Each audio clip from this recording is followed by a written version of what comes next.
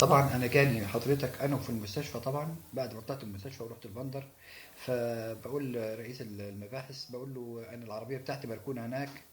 ففوجئني قال لي معلش، يعوض عليك ربنا، العربيه حرقوها.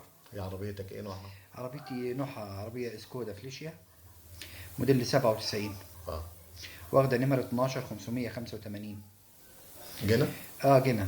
ملاكي. ونعم ملاكي ملاكي مش كده؟ ملاكي اه. تمام. ودي حرقوها ازاي؟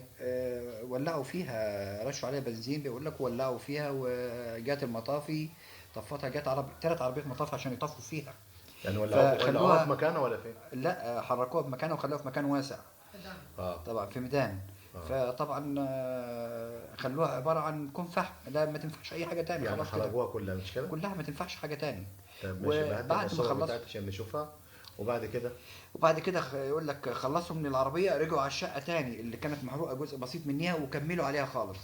يعني حرقوا جميع الشقة وبرضه حرقوا بمحتوياتها؟ الشقة اه. بمحتوياتها. وحاليا بيهددوا خالد السويفي، آه، بيهددوا خالد السويفي اللي هو ساكن عندي في الشقة التانية، بيقولوا له اطلع. طبعا انا عارف كلمة اطلع يعني معناها برضه عايزين يولعوا في يعني الشقة هم التانية. بيهددوا امين الشرطة اللي شاهد معاك، اه. على اساس انه يطلع، على اساس دي شقتك اه. انت، عايزين مم. يولعوا فيها برضه مش اه كده؟ طبعا انا اقل حاجة يعني عندي خسارة مش اقل من 150 الف جنيه، مين هيعوضني؟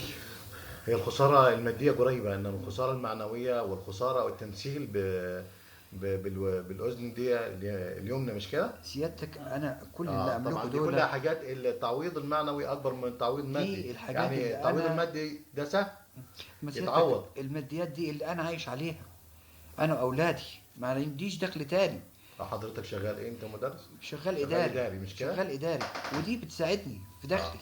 دي بتساعدك في الدخل. فهي كده خلاص، يعني كده دخلي انا خلاص كده، هوكل اولادي من فين انا بعد كده؟ اه. كده حرقوا لي كل حاجه. فمش عارف يعني اقول ايه بس. وانا من حقي كمواطن مصري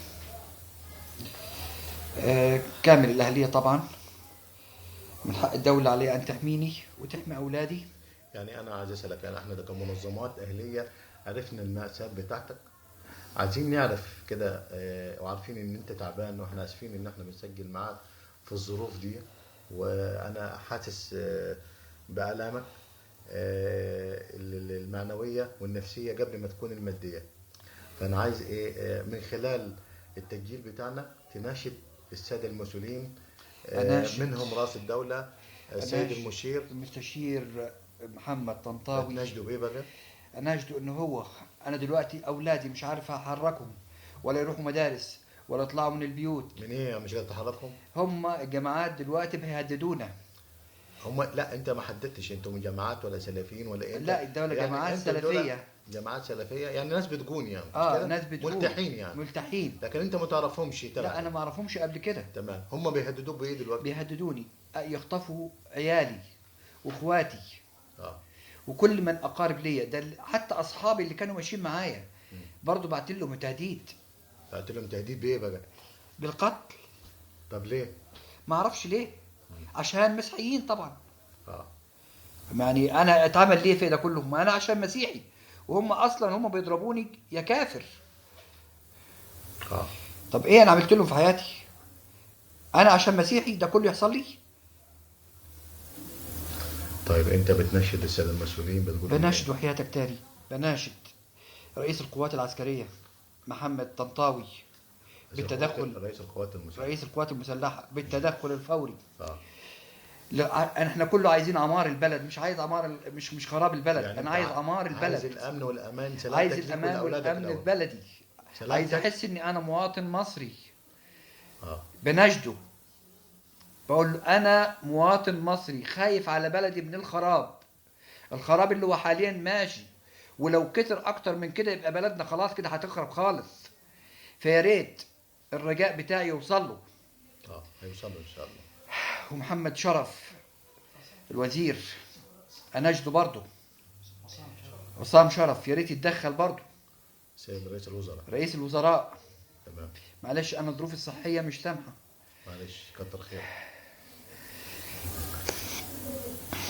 يعني انت عايز تقول انك انت مواطن مصري وكامل اهليه ومن حقك تاخد واجباتك وحقوقك، مش كده؟ طبعا يعني انا انت مواطن انت مصري. مأذي زي ما انت كنت بتقول لي على اساس ان هم مثلوا بيك.